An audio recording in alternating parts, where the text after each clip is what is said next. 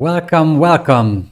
This is Dr. Bartolomescu, the Medical Futurist, and welcome to this live Q&A session, the first in 2021. We welcome you from our new studio in Budapest, and the whole Medical Futurist team wishes you a happy new year. Hopefully it's going to be much better than 2020 was. We will talk about that too. Thank you so much for being here. We are excited. I am excited that we can have this hopefully vibrant discussion about what digital health and AI trends we can look forward to in 2021. You are more than welcome to ask me any kind of questions, maybe except for two kinds of questions. One is that please don't ask about the future of certain medications, drugs, and therapies. I don't work in a pharma company. And second, based on experience in the past live Q&A sessions, please don't ask me about career advice, about suggestions I might have for you as a student. We will have a dedicated session about the future of medical specialties. Maybe the next live Q&A will be even about that. But today's topic is different. Today we want to address what's going to happen in 2021. I will go through the scenario analysis we have done at the Medical Futurist. I will go through some trends that we have collected for you about 2021. But in the meantime, again, please feel free to ask me any questions. And if you could just, I'm very curious where you are coming from. So if you could just drop a line about like a city or a country that you are joining us, I would really appreciate it. Because, normally we would meet somewhere in person around the world, but now during the pandemic, that's the new norm. So we will meet virtually for quite a lot of sessions in the near future. But I would love to see that where you are coming from, at least a city or a country, would be amazing. I've seen that Kim is from San Francisco, USA. I see Michael Neuwirth. Welcome again in the live Q&A session. I see some folks from India, Netherlands. Hi, Michelle. India, Buffalo, US, maybe Sweden, West Coast, Canada. It must be cold there. The UK. It's so amazing to see all of you here. I really appreciate the support every time we come together. Copenhagen, India, Malaysia, Denmark, Portugal. Wow, it's great. And I hope that you're interested in digital health and AI in general. Usually we have quite a good discussion here, so feel free to ask me challenging questions. I'm happy to be poked. I'm happy to be challenged. I will try my best. I will do my best to answer anything I can. Plus, some of you send me questions in advance, so we might start with some of those. And still, Finland, Budapest, Arizona, Pakistan, Italy, Nepal, Tokyo, Colombia, Seattle. Wow, quite an international group. It's so great to see you all here. So the plan for this 1 hour long live Q&A today is that I'm going to talk very briefly about our expectations at the Medical Futurist for 2021.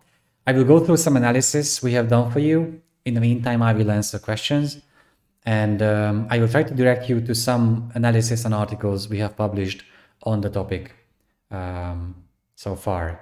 And still, Thailand, Canada, rural India, Hungary, Zurich, London, Serbia, India. Wow, really international group.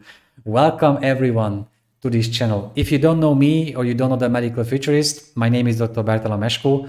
I lead the Medical Futurist, and I'm the director of the Medical Futurist Institute. I'm a medical futurist. My job is to look into the future and trying to find out what kind of futuristic visions healthcare and medicine should be heading for. And then my research focuses on finding out what we need to do now in the practical reality of today to get to those desired visions. The Medical Futurist has 12 dedicated people, experts in different fields, and we are trying to provide digestible details and information, actually the context around digital health technologies and artificial intelligence. So when you see a news about a digital health gadget, when you see news about a new AI-based medical study, we try to translate that into layman's terms to make sure that everyone, physicians, patients, government officials, healthcare organizations will understand the concept and what's really going on in healthcare. And still it's coming in London, USA, DC, San Diego, California, Israel, Connecticut, USA. Wow. Amazing news, guys. Welcome again to the Medical Futurist channel. So let's dive into that because we have some big expectations for 2021. 2020 was not the biggest and the most important year. I guess not even the most successful year for all. But we learned so much about how important healthcare is in our lives, about how important digital health can be in our lives, and how important good leadership can be in our lives. And we will get back to that later on.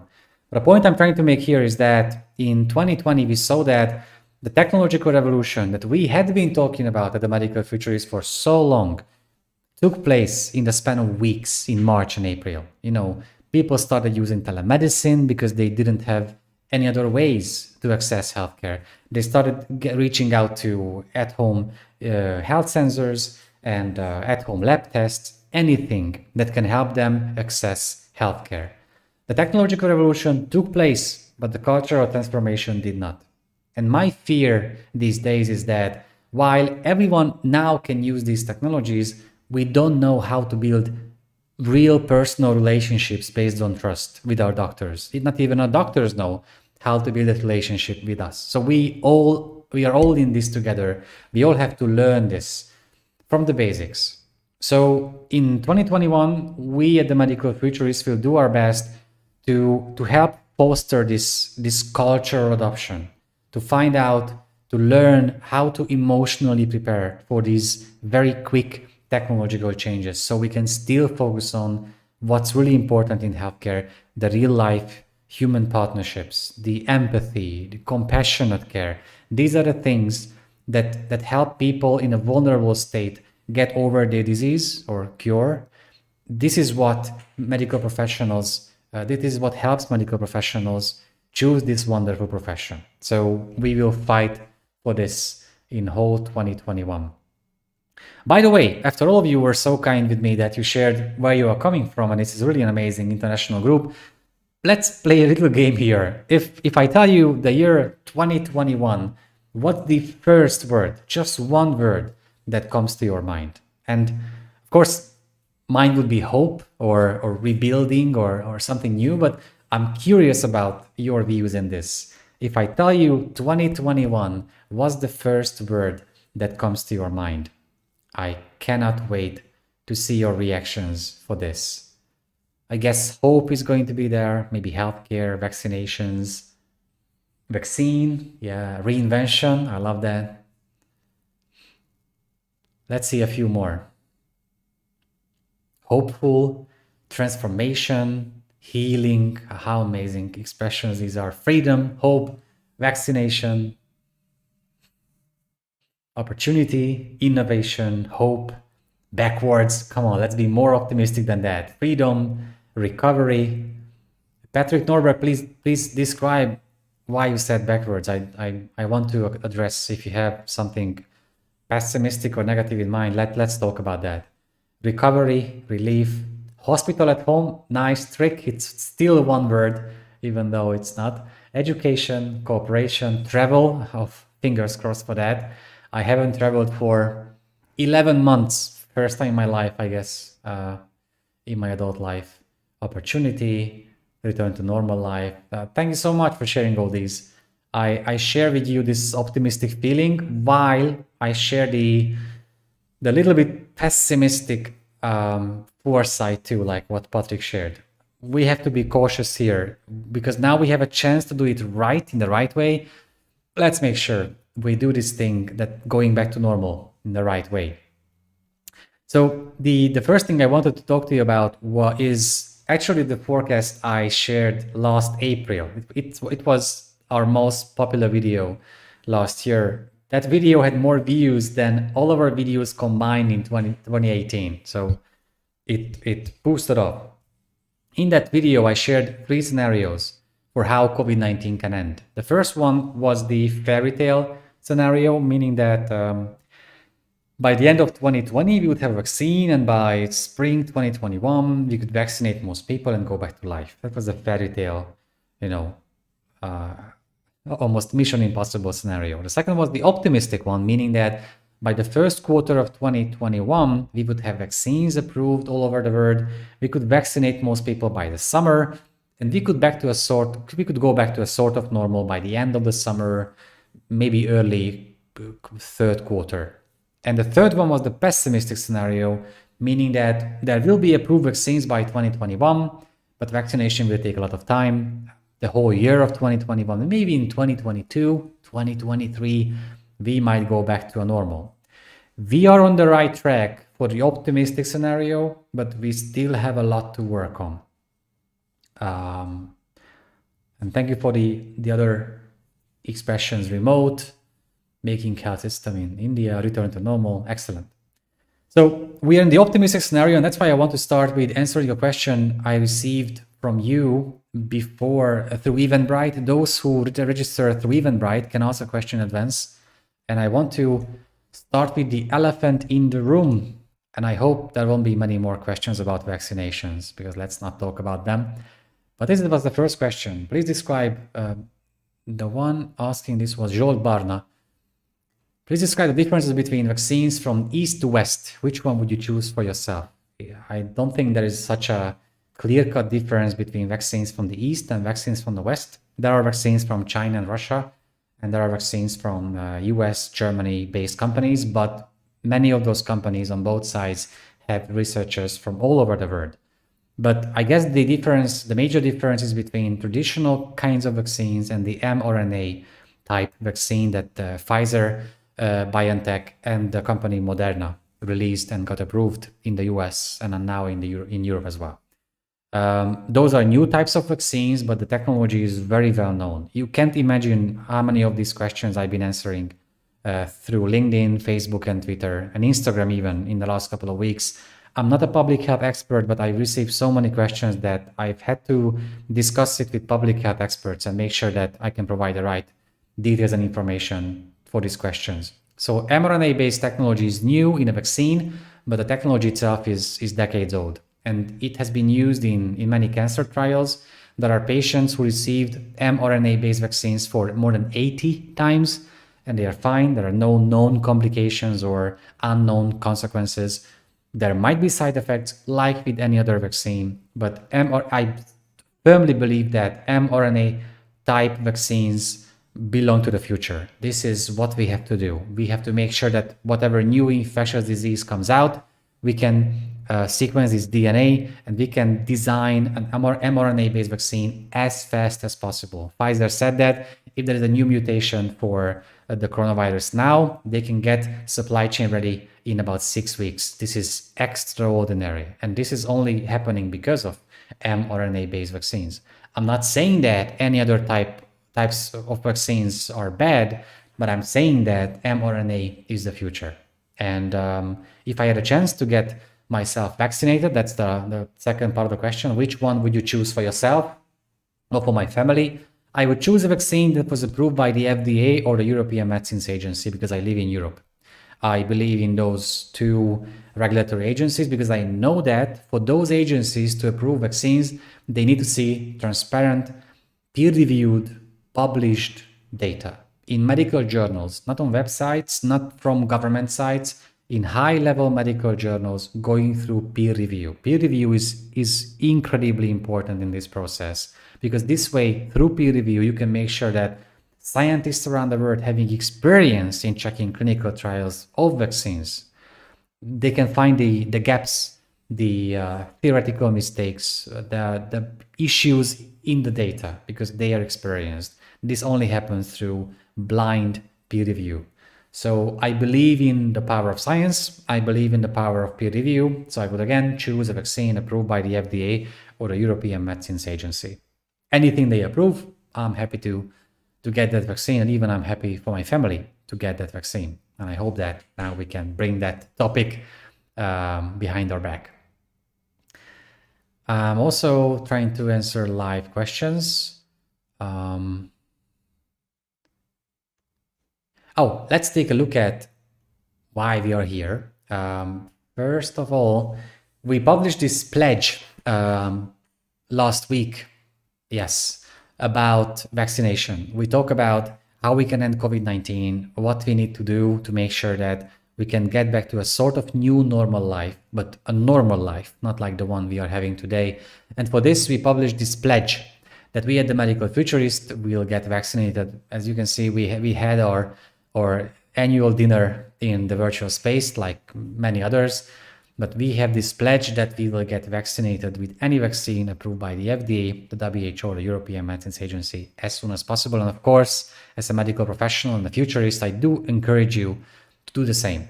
If you have concerns about the vaccine, if you think that mRNA is a too new technology and you want to wait a bit more to see potential complications, I'm afraid you have to wait 3 to 5 years.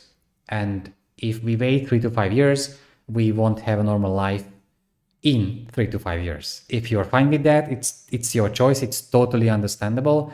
But then we might have a normal life when the virus becomes endemic, meaning that most of us will have gone through that, either with a major disease, some of us dying, or not even getting any symptoms. We don't know. It's a Russian roulette. With those who got the vaccine, it's not going to cause a major disease. Now we know that by fact. So if you want to wait, it's understandable, but then we won't have a normal life until 2025, 26, and it sounds like a bad scenario. The second thing we published last week was about where you can track COVID vaccinations. Now people don't check the case numbers anymore. We check how many people have been vaccinated, and today it's around 55 million. I use the tracker from Bloomberg. That's the one I found to be the most accurate, because I can recheck it with the Hungarian data, and I know exactly how many people in my country have been vaccinated, so I can double check it on the site, and they are very accurate in that and very fast. But now we check these COVID vaccination trackers, and the last thing here is the topic we will talk about: 7 digital health trends we will keep an eye on 2021. But first, before we dive into that, I still want to answer a few questions. So here is one about how to develop seamless prevention at home. It came from Villain Montmarché. Thank you for the question. Well, I think seamless prevention can only be developed by involving patients. And seamless prevention doesn't mean that I get devices from my healthcare professional, but it means that I get devices myself. I use trackers, I use apps, I use any kind of technology I can afford or I can get access to. And then I'm taking active part in my health and disease management. I'm engaged in my care. So if I just want to show you a few examples, like I can use an ECG, like one from Cardia or the one from Vive, with heart rate tracking. This is a new one I got from a Hungarian company. It's a pulse oximeter, which they use at home for patients, because if patients have symptoms, then they can just wear it at home. It shows them their heart rate quite accurately, as well as the oxygen saturation in their blood. It's 99%, so I'm fine. But when it drops below 95 and someone is having a symptom while the oxygen saturation dropping below 95, then it means this device can alert medical professionals remotely. But we can also talk about, like, there are now connected devices. I mean, by connected, I mean measuring several health parameters and vital signs. This is from Viatom, a great company that I've been using many devices from. And it's a blood pressure monitor with ECG and heart rate tracking. And I just got the same device from Wittings. They were kind enough to send me one. It's the same one, blood pressure with ECG and heart rate. So I see now these multi-connected devices measuring multi-parameters. And through this, we can finally achieve a sort of prevention, because I can contribute to my care by sending data that I measure to my medical professional. But you still need a partner medical professional in this. And that's where it starts, but let's not dive into that right now. All right. And David Yee had a similar question. I want to finish this question at the same time. What changes to access to care post-pandemic do you see, as we will continue to have infectious diseases? We have had infectious diseases and we will continue having them. But what will change because of the technological revolution that just took place in weeks last year is that patients will have access to more technologies. They will be able to send data wirelessly and remotely, and this way they will not be left alone so much like before. it's not that you have to go to a point of care to be able to measure anything medically relevant about yourself, but you will be able to measure most of these vital signs and health parameters at home, even at your primary care physician's office, and then you can get help remotely, specialized help remotely. That's definitely going to change, because when a patient has a choice, whether, because they saw how telemedicine works in action, they have a choice whether going back to the old normal, traveling to a point of care, waiting in line with other sick patients, getting into a few minutes long meeting with a professional and then traveling back, losing time from family and work, or they can have that few minutes long discussion through a digital channel with the same professional, same reimbursement model. They will never go back. So that's why the cultural transformation is so important here, that we have to describe it to everyone, that you have to build a relationship based on trust, and it only happens in person. But after that, digital channels, remote care are absolutely fine and have a great place in providing healthcare. Liv Bryan has a great question about involving patients. How can we ensure we best support patients and their needs as healthcare transitions? I think it's an easy one, because what we need to do is this. We have to look at healthcare organizations, we have to look at pharma companies, we have to look at health ministries and governments and tell them that you cannot, you shouldn't, maybe you mustn't make medical decisions, design facilities, design treatment processes for patients without actively involving them. And this means that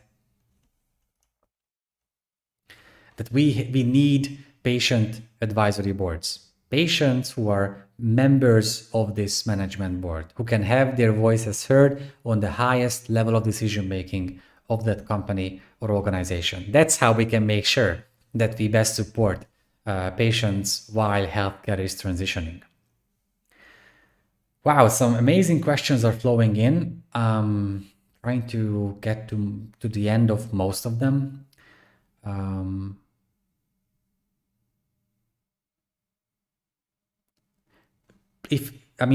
happy to talk about rural health in India, but please ask a question. Otherwise, I'm not sure what you're interested in. Let's take a look at M. Kim's question. I'm interested in if you think clinical diagnostics as an industry will improve based on all the COVID testing experiences globally. More point of care, better accuracy, lower price. I think I have no doubts, zero doubts about that. At-home lab test is one of the trends I pointed out at the end of 2019, and I got lucky with the at-home lab test, booming, the industry booming because of COVID-19. And this is one of the major trends I still have in mind, because again, when you see that you have a choice, whether you have to go to a laboratory for doing a relatively simple blood test, or you can do the same through a service, direct to consumer service at your home, you will never go back. I had blood tests at home through a US-based company last year for testing food allergy. That's what they did. So I was interested in how the system works. I haven't seen examples yet for doing a blood test, measuring cell counts or cholesterol levels remotely. There are services I know in the US, but mostly locally, not remotely. I'm not sure if that's not going to happen. With the droplet of blood, we know that Theranos made a huge mistake, and that was a scam, and it led to a lot of damage in the investor field because of how they perform their business.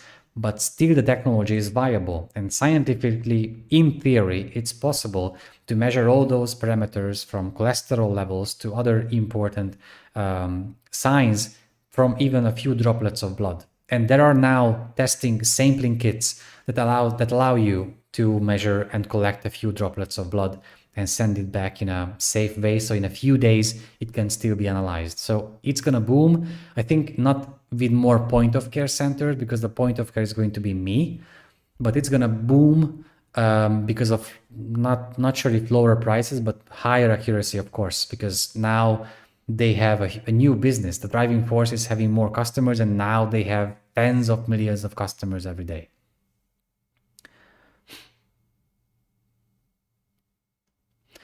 Jen Fuller Christie has a very exciting question. In reference to the recent deaths in Norway and Germany with the older than 75 and very frail, how can we use AI or other technologies to help us determine who should and should not get the vaccine? It's an important issue because I saw the news about coming from Norway showing that people over 80, even then, many of them, a dozen of them died after getting the vaccine. But I also read a report about a few days ago that based on the autopsies, they couldn't link their deaths to the vaccine directly. They were immune deficient people and elderly people. Unfortunately, there was a risk, and with every vaccine comes a risk. But we don't see anything being directly linked to using that specific type of vaccine, and then people older than 80 dying because of it. That's good news from the vaccine's perspective. Obviously, it's tragic from those patients' perspective. But when AI comes into the picture, it's a very delicate situation. I saw a report coming from Stanford University where they tried to use AI to determine which medical professionals should get the vaccine first. And it excluded pretty important residents who worked with COVID patients daily out of the picture. An AI-based algorithm is only as good as the data we feed it with. If it cannot access the right amount or right quality of data, it will simply make bad decisions. And I'm still not sure that AI is the solution we need here to find out who should get vaccinated. We have pretty good experience in vaccinating people around the world.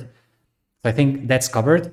But about many other things, reorganizing supply chains, distributing ventilators, finding new drug targets or drug combinations, diagnosing people through radiology images. In many of these fields, AI will have an extraordinary future, but maybe not in finding out who should get vaccinated, in my humble opinion. Patrick Norberg asks about the similar thing, about AI as first triage. It has been, I don't even have to tell my opinion, because there are now studies showing and proving that machine learning based technologies can be used in first triage of patients, not only on site, like in intensive care units, checking patients based on their data or the input they can have through a short online questionnaire, but even before patients get to a clinic or a point of care building, they can provide data based on which an AI-based algorithm can make some decisions, but it always rechecked by a medical professional, even a nurse. It's a perfectly good solution, but I don't think that it's going to happen that by just AI being left alone, making the decisions and triaging patients without any human oversight. I think it should work hand in hand.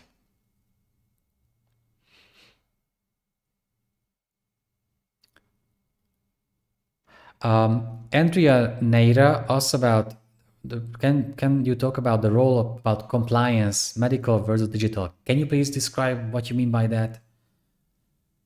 I know the HIPAA rule, but what are you specifically interested in? Please do feel free to elaborate.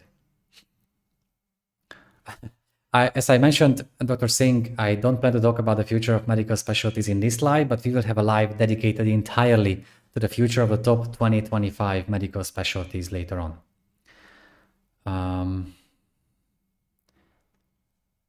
All right. Wow, Lauren Balk has an exciting question. Do these rapid advances in tech bring concerns? If so, what are they? Jesus, wow, of course those bring concerns. The only things I see these days are concerns. So let's just start with privacy, that without breaching or giving up some of our privacy, it's impossible to develop these technologies and algorithms. There are legal issues that if an algorithm makes a bad suggestion, the medical professional makes a decision based on that bad suggestion, who is responsible for that, for the medical outcomes, the clinical outcomes of that decision? The physician who complied exactly how the technology had to be used, or if not, then maybe the company that provided a bad type of algorithm. That's just the privacy and the legal issue. There are cost issues that just look at vaccinations. If you look at the Bloomberg vaccine tracker website, you will, and I can actually share it with you right now because I check it daily. Here it is. You look at this and you go to the list of those countries with the highest number of vaccinations already. You know, you see the most developed, the richest nations across the world. That's just not fair. You don't see a lot of African countries right here. Not even maybe in the bottom section you see like Guinea had 55 vaccinations, like while we in Hungary had more than 133,000, and there are millions. You know, so it's just not fair. When it comes to the access to technologies, bioprinting, artificial intelligence, that gap, I'm afraid, will get even wider. So even though I'm a techno optimist, you know me, I'm a geek at heart, I still see more concerns these days than potential advantages. So we have plenty of work to do before we can make it in the right way. All right. Wow, Klaus Nielsen has a question that has been bugging me for so long. When will a non-invasive continuous glucose measurement be available, like the Apple Watch or a medically regulated device? You know, there was big news about the digital contact lens back in 2018, 2017, that Google started working with a pharma company, I think Novartis, about a digital contact lens that can measure blood glucose levels from tears. It didn't happen, but and I think even the project got finished. But I've seen an exciting, here it is, development. Let me share that with you. From CES, the recent CES event, the virtual event, and this is it. Quantum operation is a technology you want to take a look at. I saw the prototype of the technology. They claim that they can measure glucose levels continuously without needles. So just by using spectroscopy. I'm excited to see the results of that.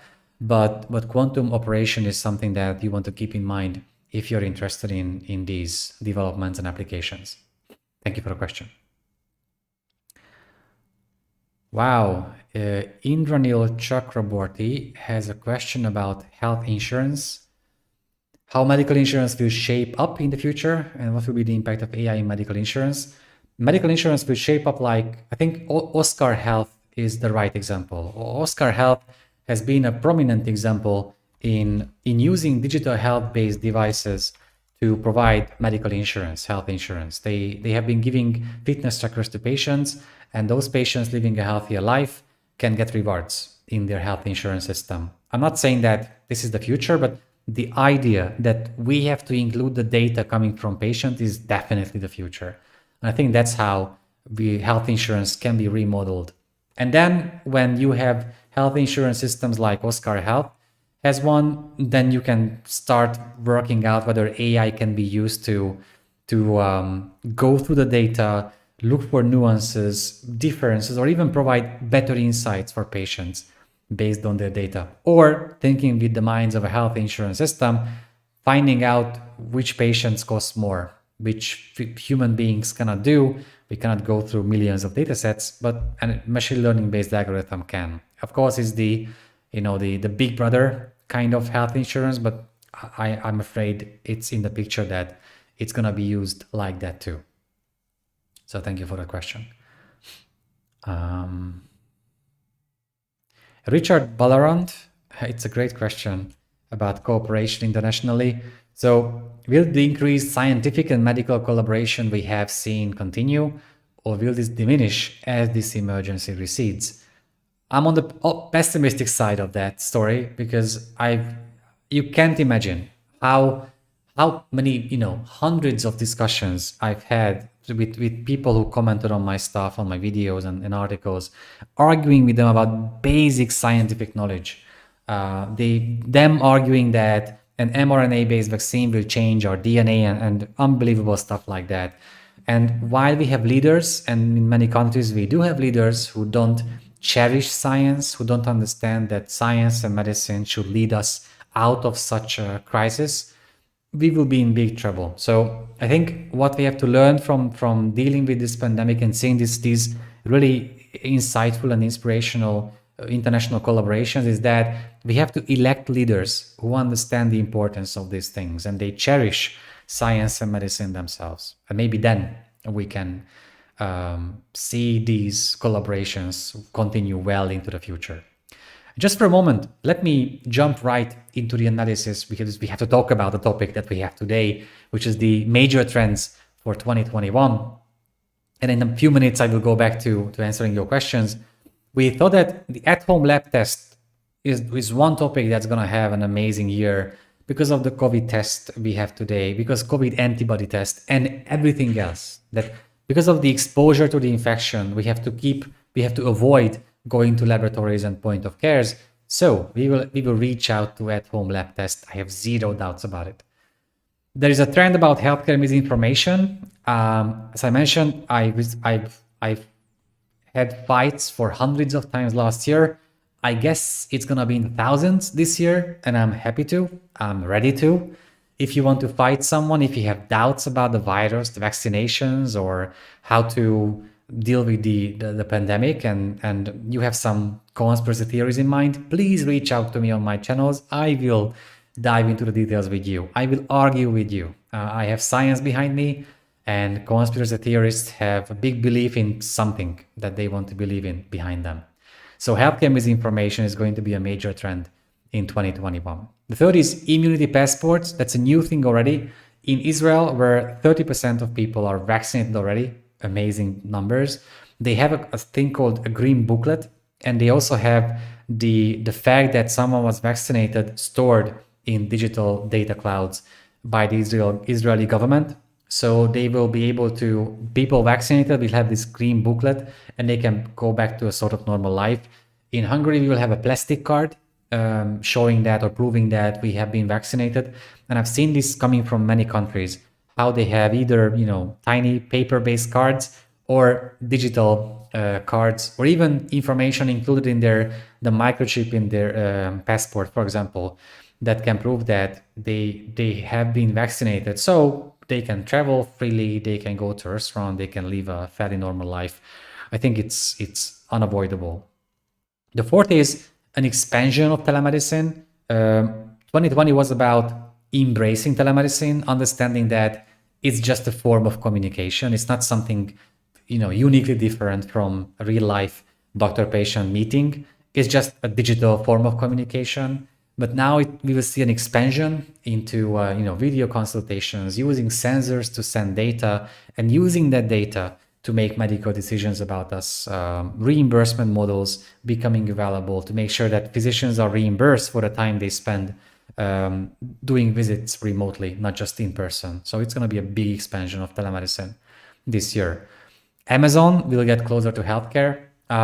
Many of us were excited to hear that Haven, the healthcare company they launched with Berkshire and the third company, they closed Haven early this year. But I was sure that it's not about Amazon not being interested in healthcare, but it's about Amazon thanking those collaborators for their help and insights and comments.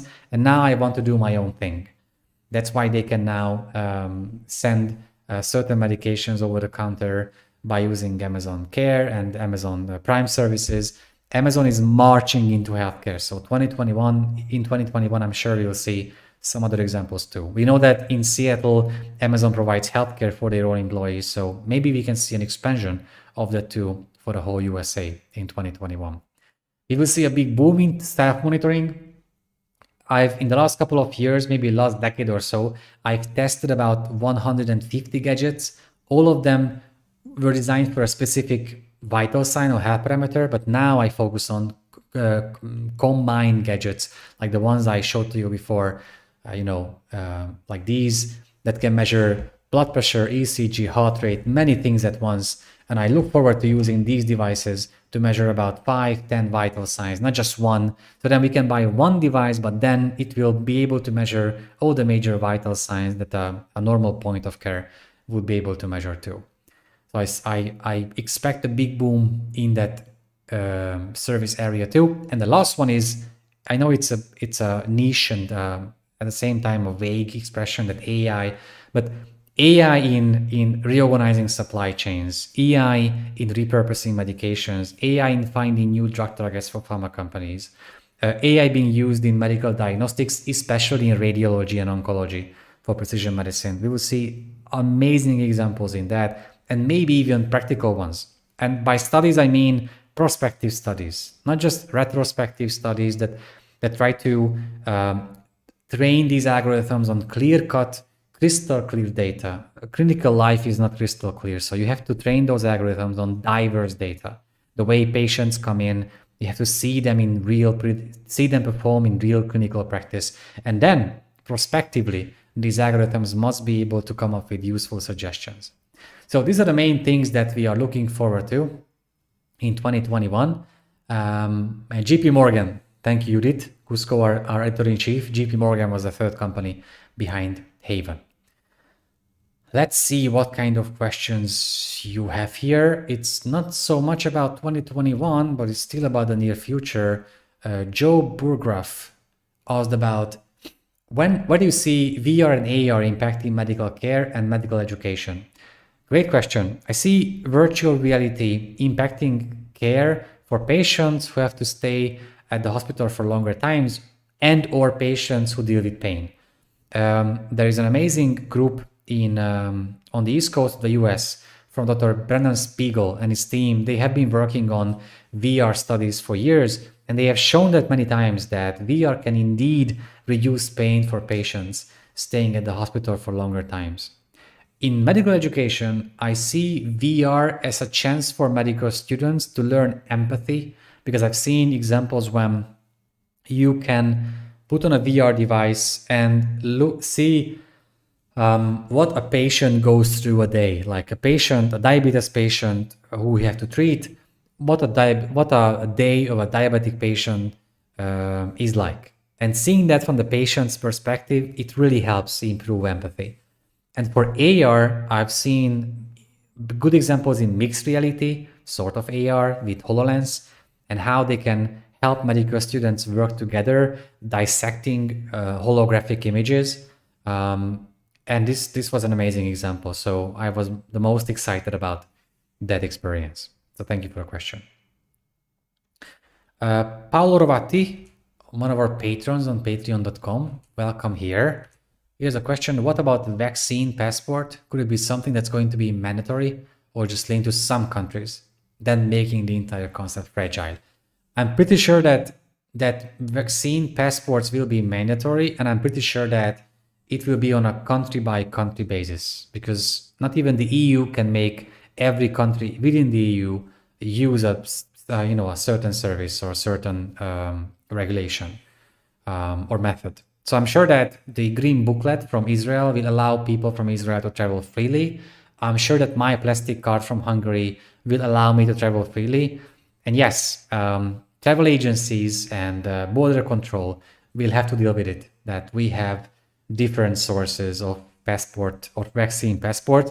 There is an initiative internationally, and I can't remember the name. Give me a second. The international airline services wanted to use an app that could be shared by all the airlines across the world, and I can't find it for you.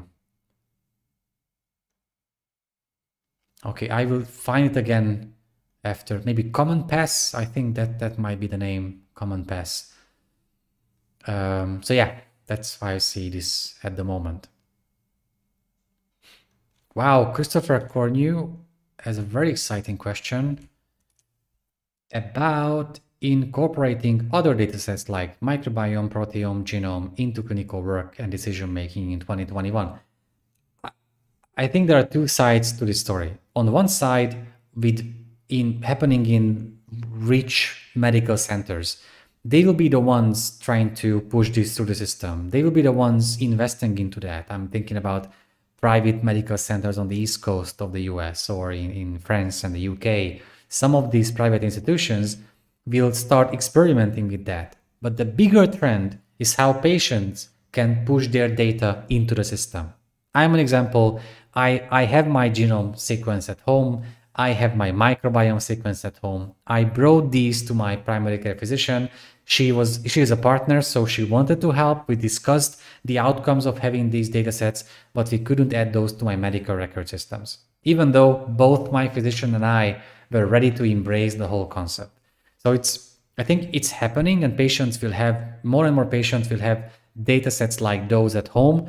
But to make these available in clinical decision making on high level, it might only happen in the richest medical centers around the world.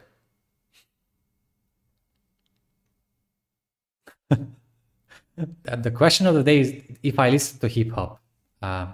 Sometimes I do.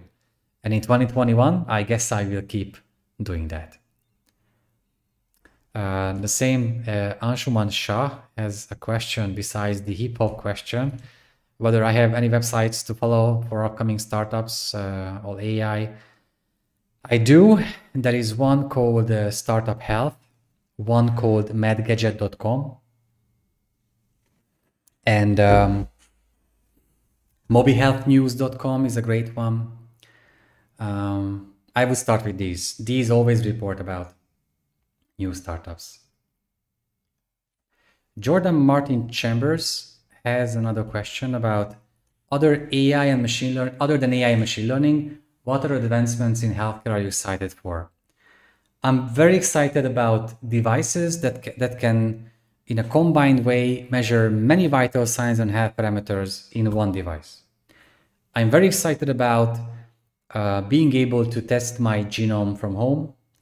I'm very excited about bioprinting medications. I mean, this is something that always warms my heart.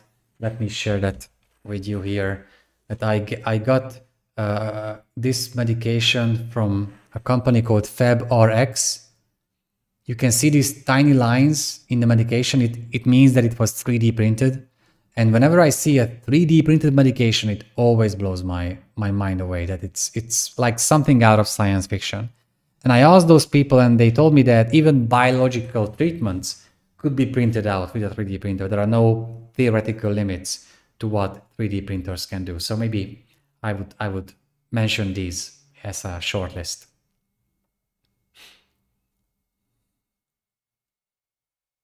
Wow, Patrick Norberg has an exciting question about the common flu or the common cold. Do you think that normal cold is going to show up at emergency again this year? They have been gone for a year. I've seen discussions about this. In Hungary, where I live, this is normally flu season, and it's about 1/5 of patients appear at primary care office with flu-like symptoms who don't have COVID-19. And that's partially because we wear masks during the flu season.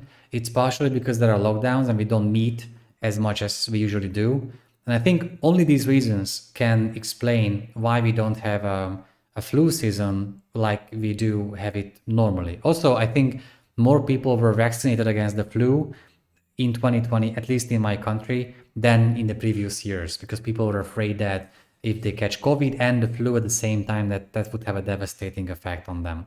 But the flu doesn't go anywhere. The flu is still here around us. We just don't meet that often to help the common cold, the common flu to spread so easily. And I guess that the same fate awaits COVID-19, like what happened with the Spanish flu. It was deadly and devastating for about 2-3 years without the vaccine, without the healthcare systems we have today. But then after a few years, it started becoming endemic and part of the normal microbiome. And then it has become a part of the common flu we can get vaccinated against every year.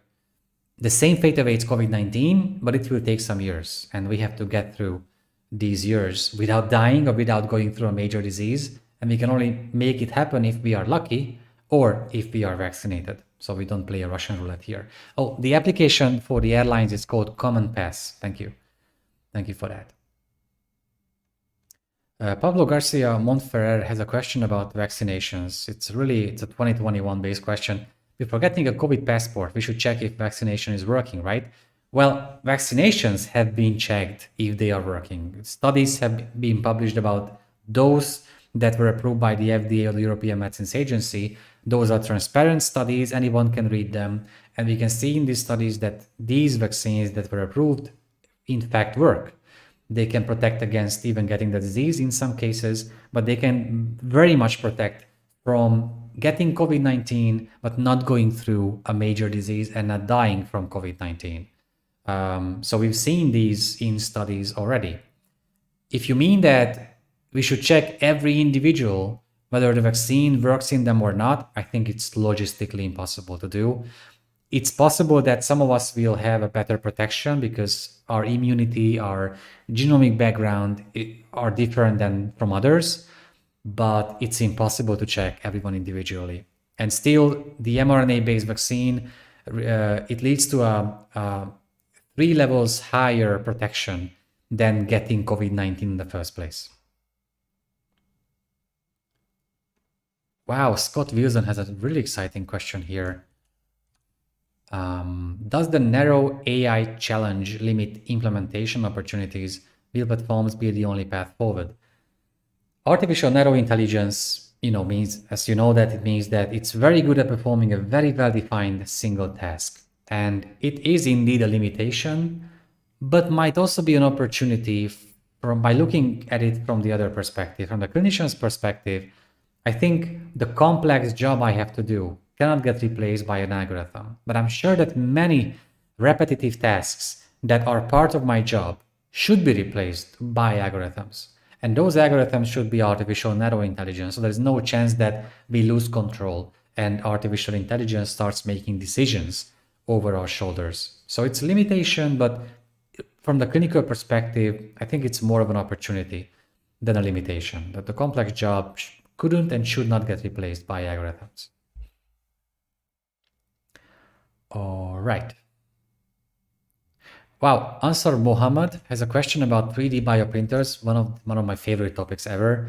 I've been following this field for a long time very closely, and I was sad when one of the major companies, Organovo, just stopped working on their bioprinted tissue last year. But the point is, bioprinting is not about printing out organs like in science fiction movies, like in The Fifth Element. Bioprinting is today, scientifically, is about printing out tissues that can function like a human organ, a liver tissue that can be transplanted, a kidney tissue, skin tissue, bone or cartilage tissue that can be implanted into the patient's body. And even in the future, I think that's the role that these bioprinters will serve.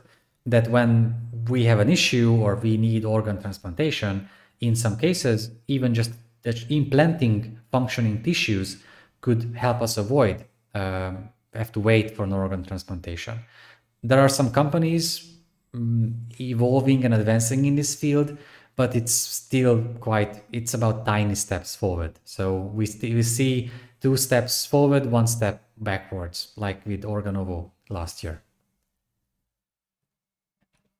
Erendira Merlos has an interesting question about normalizing telemedicine as a feasible solution. I think it's gonna come. The push is gonna come from patients, that when they see that they have the choice, that they can choose telemedicine or meet someone in person, being exposed to infections, not just COVID-19, they will choose telemedicine in 9 out of 10 cases.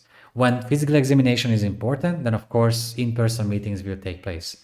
But in 2020, I've seen many countries from Germany to the UK to Hungary to the US where telemedicine has become the new norm. And I guess that's gonna stay like that for a long time because we want to go back to the old normal. But not to be so much techno-optimist with you in this question, I would say it will take years to make it happen. But as there are perfectly working examples already, Denmark, Germany, NHS in the UK, and so on, I'm sure that other countries don't have to reinvent the wheel here, just use the solutions that others use at the same time. Yes, M. Kim has a question about the recent FDA guidance.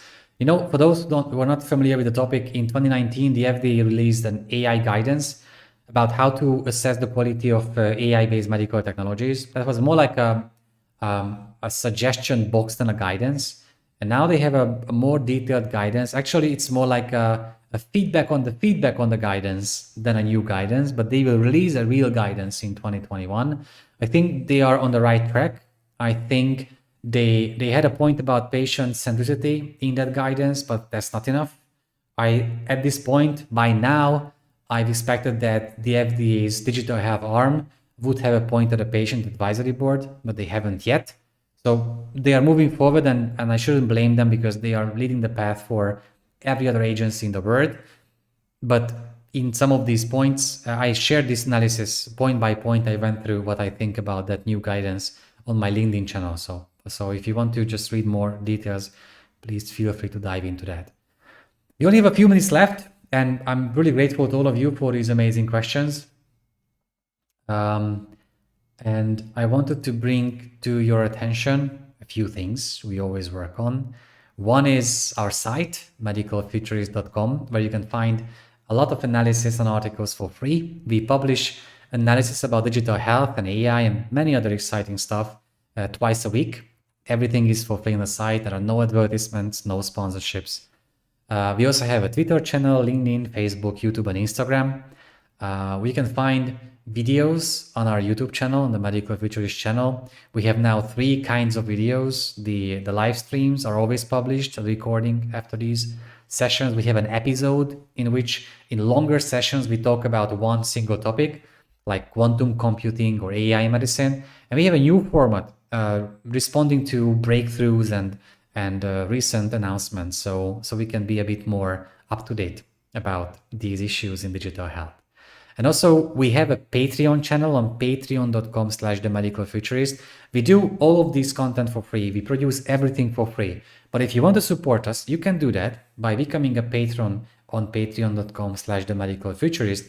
It's not just that you support us through that, but by supporting us, you also get access to content we don't publish anywhere else, just for our patrons on patreon.com. So please feel free to join us there. It's quite an amazing community of like-minded individuals. So you are welcome there. We will have sessions in the next couple of weeks about the future of medical specialties, some digital health life hacks I've learned along the way. We will have a session about digital health gadgets and the ones I use, one about genomic testing, because by training I'm a geneticist, not a futurist.